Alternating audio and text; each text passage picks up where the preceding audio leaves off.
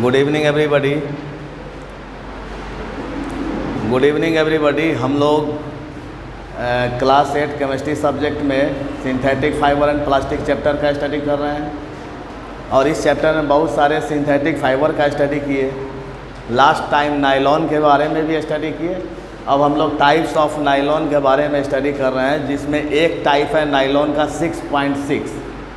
Clear? Nylon 6.6 ये जो है इसके मोनोमर यूनिट्स कौन से हैं? तो इसके मोनोमर यूनिट्स एडीपिक एसिड और हेक्सामिथाइलिन डाइएमीन होते हैं। हेक्सामिथाइलिन डाइएमीन और एडीपिक एसिड होते हैं।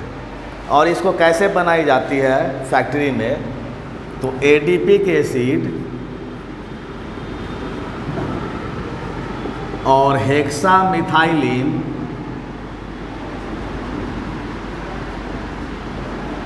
डाइएमीन इसको हीट कर दिया जाता है। क्लियर? तो ये जो हीट करते हैं, ये जो प्रोसेस केमिकल प्रोसेस होता है, इस केमिकल प्रोसेस को किस नाम से जानते हैं? पॉलीमराइजेशन। पॉलीमराइजेशन प्रोसेस के नाम से जानते हैं। और इस पॉलीमराइजेशन प्रोसेस में इस दोनों मोनोमर यूनिट को क्या किया जाता है? हीट किया जाता है। तो ये भी मोनोमर यूनिट है।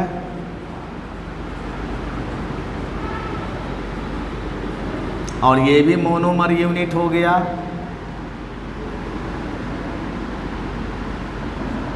क्लियर? ये रिपीटिंग यूनिट होते हैं। एक एडीपिक एसिड का यूनिट होगा, फिर दूसरा हेक्सामिथाइलिन डाइएमीन का यूनिट होगा, फिर तीसरा यूनिट एडीपिक एसिड के होंगे, फिर चौथे यूनिट हेक्साडाइमिथाइलिन डाइएमीन के होंगे। इस तरह से प्रत्येक मोनोमर यूनिट आपस में जुड़ करके, लिंकेज हो करके क्या बनाएंगे? नायलॉन 6.6। तो नायलॉन 6.6 बना किस मोनोमर यूनिट से? और हेक्सामिथाइलिन डाइएमीन। अब देखो इसमें जो नायलॉन 6.6 हैं, इसमें कैसे ये अरेंज होते हैं सो देखो। पहले एडीपिक एसिड होंगे, फिर ये लिंकेज किसके साथ होंगे? हेक्सामिथाइलिन डाइएमीन के साथ। फिर रिपीटिंग यूनिट कौन सा आ जाएगा? Adipic acid.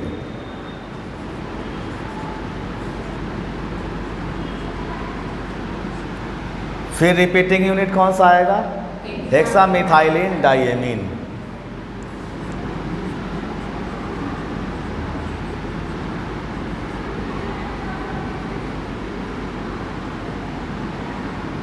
बात समझ में आ रही है ना? तो फिर आगे कौन सा यूनिट आ जाएंगे? Adipic acid. तो ये रिपीटिंग यूनिट कहलाया है। इस अरेंजमेंट को क्या कहेंगे हम? अरेंजमेंट ऑफ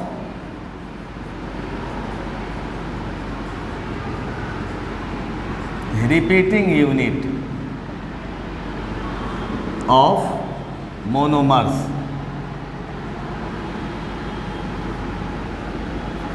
रिपीटिंग यूनिट का मतलब क्या हो गया? दोबारा रिपीट हो रहा है।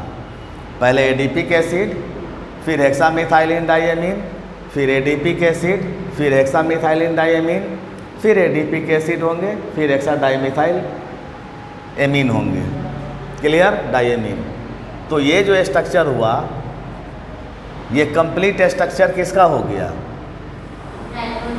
नायलॉन 6.6 का ये स्ट्रक्चर हो गया।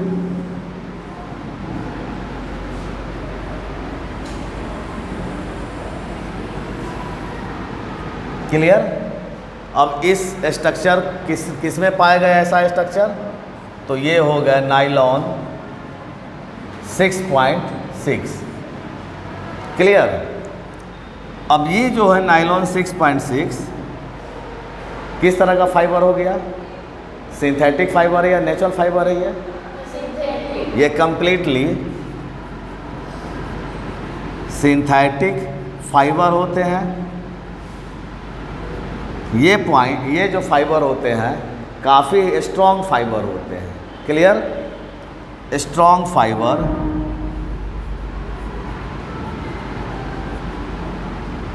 इस फाइबर का टेंसाइल स्ट्रेंथ क्या होता है? काफ़ी हाई होता है। हाई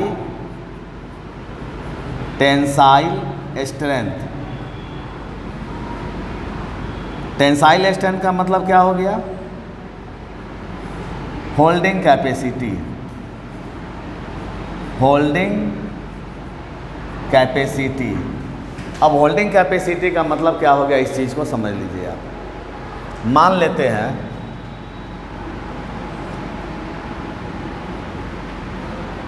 एक्सप्रेशन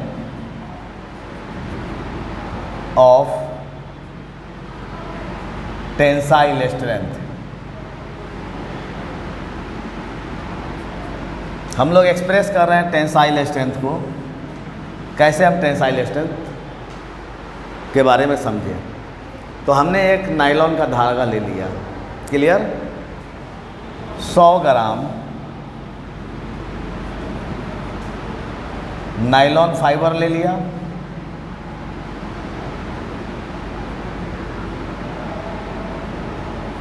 फाइव kg का वेट ले लिया, 5 किलो का वजन ले लिया। अब हमने क्या किया, एक जगह होल्डर में ये नायलॉन के धागा जो लिए 100 ग्राम का, उस 100 ग्राम के धागे में हम क्या किए, 5 kg का वेट इसमें डाल दिए, बांध दिए। 5 किलो का वजनदार वस्तु इसमें डाल दिए।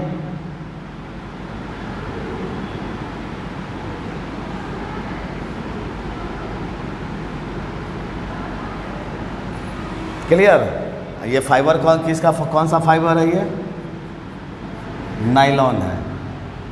तो नायलॉन का वजन आपने कितना लिया, और जो वेट लिए उसका वजन कितना है? 5 किलोग्राम। तो ये 5 किलोग्राम को आराम से होल्ड कर रहा है कि नहीं कर रहा है? पकड़े हुए है कि नहीं पकड़े हुए है? क्यों पकड़े हुए हैं? क्योंकि ये स्ट्रॉन्ग फाइबर होते हैं और इनका होल्डिंग कैपेसिटी क्या होता है? काफ़ी हाई होता है। This is expression of the holding capacity. कोई प्रॉब्लम समझने में? नायलॉन 6.6 फाइबर जो होते हैं ड्यूरेबल होते हैं।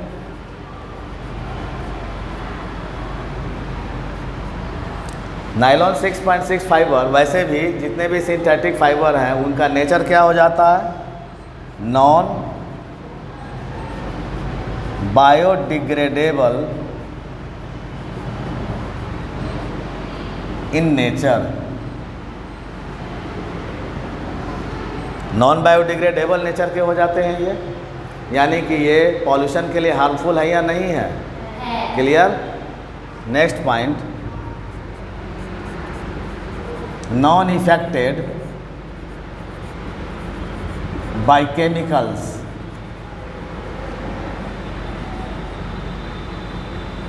इसके ऊपर केमिकल का कोई खास इफेक्ट नहीं होता है। क्लियर? और इनका डिफरेंट फील्ड में यूज होता है।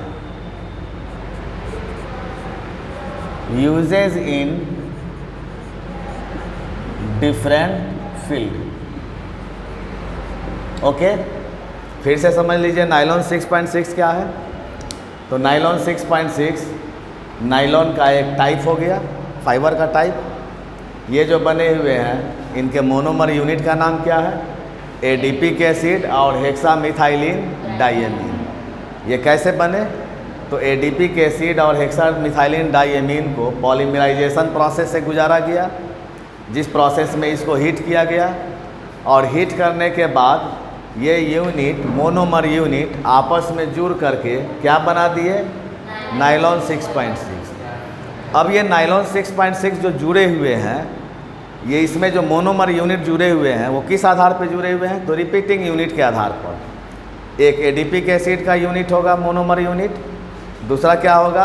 Hexamethylene diamine. फिर रिपीटिंग यूनिट किसके आ जाएंगे? Adipic acid. फिर किसके आ जाएंगे, हेक्सामिथाइलिन डाइएमीन, फिर इसके बाद रिपीटिंग यूनिट कौन से आ जाएंगे, एडीपिक एसिड, फिर एडीपिक एसिड के बाद हेक्सामिथाइलिन डाइएमीन का यूनिट होगा। क्लियर। आप यहाँ पर देख रहे हैं ये लिंकेज है, लिंकेज बॉन्ड से, ये दोनों मॉलिक्यूल बॉन्ड से जुड़े हुए हैं। क्लियर। अब ये कैसा फाइबर होता है, तो सिंथेटिक फाइबर होता है। ये स्ट्रॉन्ग फाइबर होते हैं, इनका हाई टेंसाइल स्ट्रेंथ होता है, यानी होल्डिंग कैपेसिटी हाई होता है। ये हाईली ड्यूरेबल नेचर के होते हैं, ये नॉन बायोडिग्रेडेबल नेचर के होते हैं। इसके ऊपर केमिकल का या मोथ कीटाणुओं का कोई इफेक्ट नहीं होता है। और ये जो होते हैं डिफरेंट फील्ड में इनका यूजेज किया जाता है। टेंसाइल स्ट्रेंथ का मतलब क्या हो गया, होल्ड करने का क्षमता, कैपेसिटी। इसके लिए हम एक्सपेरिमेंट करके देखें। 100 ग्राम 100 ग्राम नायलॉन फाइबर लिया और 5 किलोग्राम का वेट ले लिया। हमने 5 किलोग्राम के वेट को नायलॉन फाइबर में बांध करके उसको होल्ड कर दिया।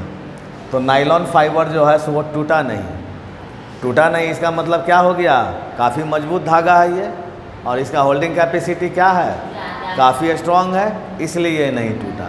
क्लियर। इसको राइट कर लीजिए। अब हम लोग नेक्स्ट पॉइंट स्टार्ट करने वाले हैं। कुछ एक्टिविटी सिंथेटिक फाइबर और नेचुरल फाइबर का, कुछ होल्डिंग कैपेसिटी का एक्टिविटी कर देखें। कॉटन, वूल, सिल्क और नायलॉन, ये 4 तरह का हमने थ्रेड लिया, जिसमें एक थ्रेड आपका कौन सा है, नेचुरल, आर्टिफिशियल, और सारे के सारे थ्रेड आपके नेचुरल। जैसे ध्यान दीजिएगा, यहाँ एक्टिविटी हम देख रहे हैं। क्या हम एक्टिविटी एक्सप्रेस करेंगे, tensile strength of natural and synthetic fibres.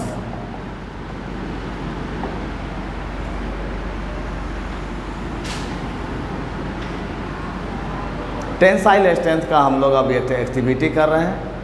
Tensile strength का मतलब मजबूती का, वो धागा कितना मजबूत है। किसके किसके बीच कर रहे हैं, नेचुरल फाइबर और सिंथेटिक फाइबर। इसके लिए हम 50 सेंटीमीटर का थ्रेड लेंगे। किसका किसका थ्रेड लेंगे, cotton, wool, silk and nylon. Clear. तो कॉटन, वूल, सिल्क, ये कैसा फाइबर हो गया, नेचुरल फाइबर। और ये कैसा फाइबर है, सिंथेटिक फाइबर। ओके। हमने कितना सेंटीमीटर लिया thread, 50 centimetre of each. Cotton भी 50 सेंटीमीटर लिया, वूल भी 50 सेंटीमीटर, सिल्क भी 50 सेंटीमीटर और नायलॉन भी 50 सेंटीमीटर। कोई दिक्कत। हमने क्या किया, एक होल्डर लिया,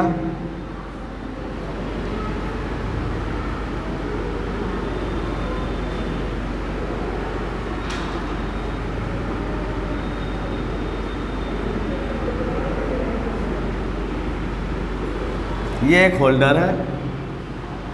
इस होल्डर में हम बारी बारी से सारे थ्रेड को हम बांध देते हैं।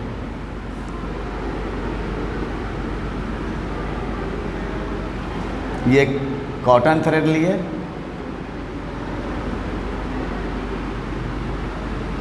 ये हमने वूल थ्रेड लिया, सिल्क का थ्रेड लिया और नायलॉन का थ्रेड लिया। क्लियर। इसमें हम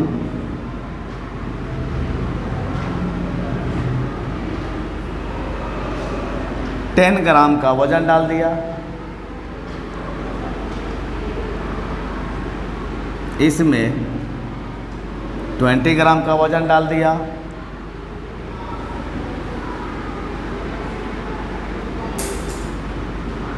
इसमें 30 ग्राम का वज़न डाल दिया,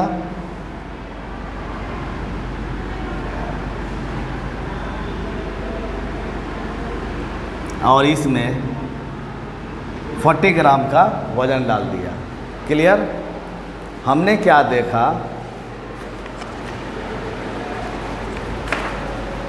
हमने क्या देखा इसमें कि ये कॉटन थ्रेड है,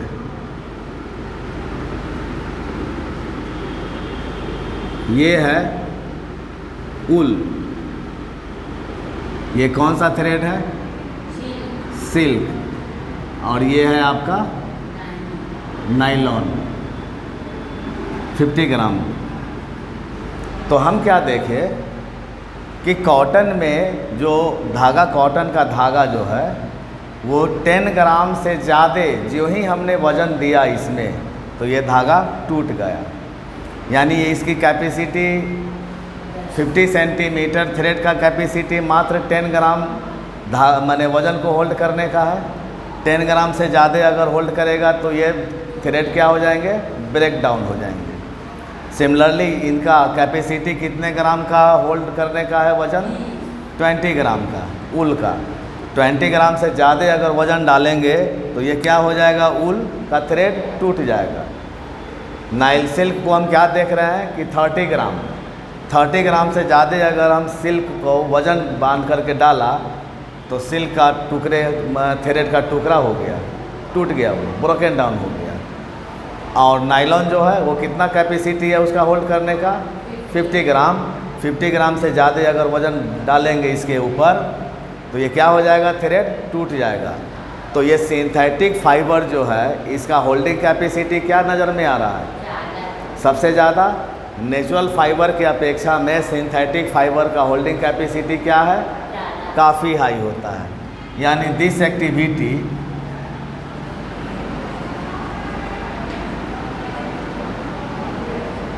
एक्सप्रेस दैट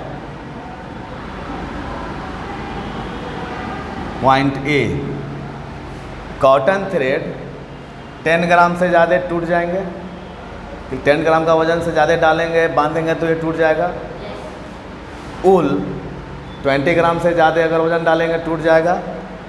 सिल्क 30 ग्राम से ज़्यादा वज़न डालेंगे टूट जाएगा। और नायलॉन 50 ग्राम से ज़्यादा। तो सबसे ज़्यादा होल्डिंग कैपेसिटी किसका हो गया? नायलॉन का। और सबसे कम क्या हो गया? कॉटन का। तो कॉटन, उसके बाद किसका स्ट्रेंथ आएगा? उल। उसके बाद किसका स्ट्रेंथ आएगा? सिल्क। और उसके बाद नायलॉन। क्लियर? तो इंक्रीजिंग ऑर्डर ऑफ स्ट्रेंथ में अरेंज किया गया इसको। Clear? Increasing order of strength, यानी कि हम क्या देख रहे हैं? नायलॉन यानी synthetic fibre is has high tensile strength as compare to natural fibre. Synthetic fibre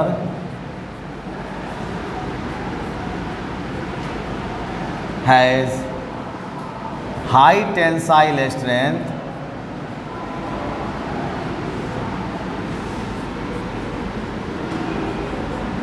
as compared to natural fibre. Clear?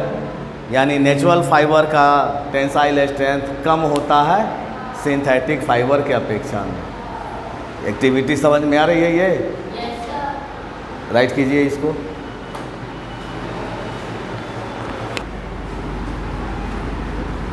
हम लोग नेक्स्ट देख रहे हैं जिसको हम लोग पॉलिस्टर कहेंगे। पॉलिस्टर, पॉलीजोर ईस्टर, पॉलिस्टर हो गया। यानी इसके मोनोमर यूनिट के नाम क्या हो जाएंगे? Easter group compound. और ईस्टर ग्रुप कंपाउंड का स्मेल कैसा होता है? स्वीट स्मेल होता है। क्लियर?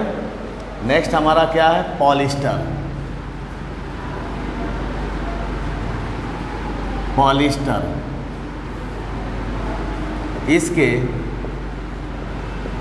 मोनोमर यूनिट्स कौन से हो जाएंगे?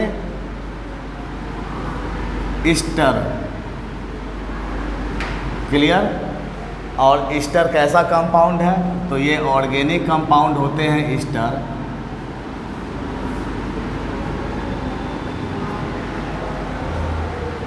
जिसका स्मेल कैसा होता है? स्वीट स्मेल होता है, मीठा। बहुत सारे चीज़ों में स्मेल के लिए ईस्टर कंपाउंड का प्रयोग किया जाता है, लेकिन पॉलिस्टर जो बना है किस कंपाउंड से? ईस्टर कंपाउंड से। यानी कई मोनोमर यूनिट्स ऑफ ईस्टर, सारा ईस्टर है,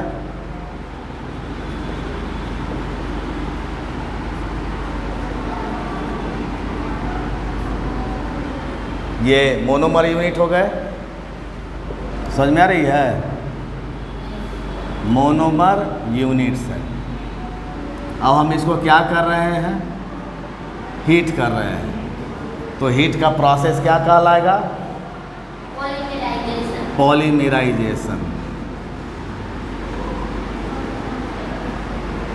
अब इस पॉलीमराइजेशन के बाद प्रत्येक ईस्टर मॉलिक्यूल जो हैं आपस में बॉन्डेड हो जाएंगे, जुड़ जाएंगे इस तरह से।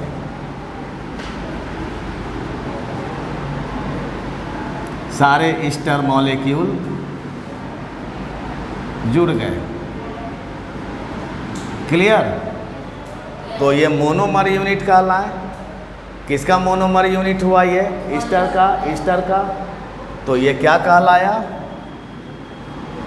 पॉलिस्टर। क्लियर? पॉलिस्टर क्या हो गया? पॉलीमर हो गया। क्लियर? तो पॉलिस्टर के फेमस टाइप कौन से हैं? फेमस पॉलिस्टर का नाम क्या है? फेमस पॉलिस्टर कौन कौन से हो गए? टेरिलीन एंड डेक्रॉन हो गए। कोई दिक्कत समझने में? लेकिन ब्लेंडिंग करके अलग टाइप का पॉलिस्टर बनाया जाता है। ब्लेंडेड विथ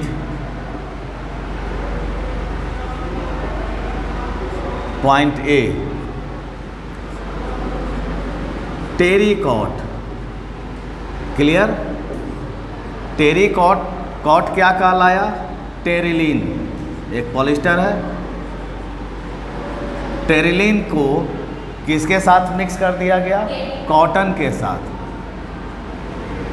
तो इसको हम क्या बोले? टेरिकॉटन। क्लियर? टेरिकॉटन थ्रेड को क्या बोला गया? टेरिकॉट। बी टेरी उल। टेरी उल में क्या मिला हुआ है? टेरिलीन और उल। टेरिलीन प्लस उल, तो टेरी उल कहलाया। तीसरा है टेरी सिल्क। Terylene plus silk.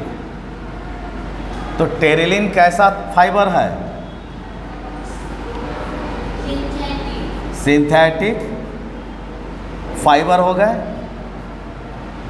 और सिल्क वूल कॉटन कैसा फाइबर हो गया?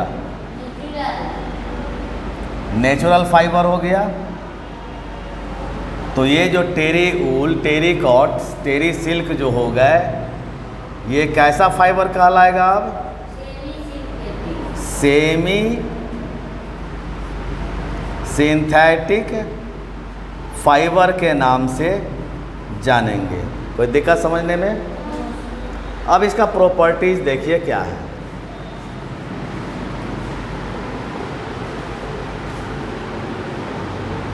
पहला, ये स्ट्रॉन्ग फाइबर होते हैं।